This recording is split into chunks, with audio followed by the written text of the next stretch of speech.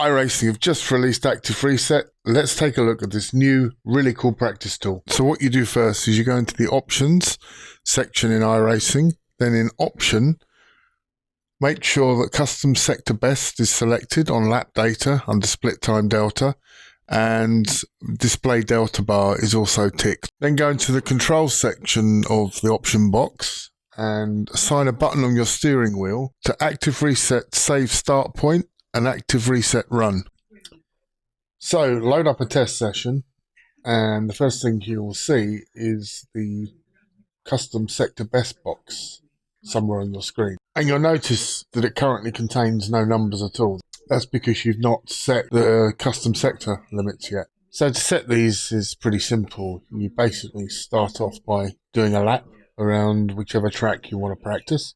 Recommend that you do one lap to warm the tyres up. As you come around to set where you want to start, press the button on your steering wheel that you set to Active Reset Start. You just heard a bleep there as I did it.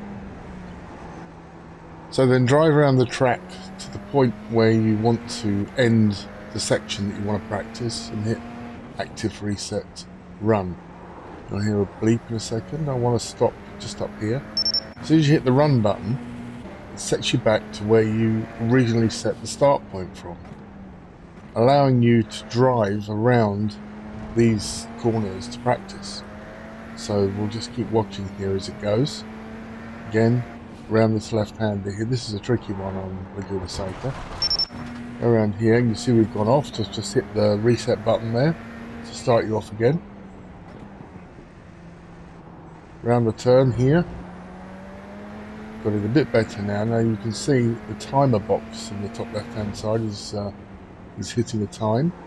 Once we set a time in here without going off, see the line there on the track? That's where we'll end of our sector. So hit the reset there, and now you've got some more information about the last time. Now as soon as you set a time that's clean around these turns on the whatever sector you've chosen, what will happen is the delta bar will pop up. So back up the hill here, around here, up to that line there, and reset. And now we've got the delta bar. Now we can time ourselves around each turn that we've included in our test sector or our practice sector. If you want to carry on, you don't have to hit the reset button. You can carry on and keep doing the lap if you want.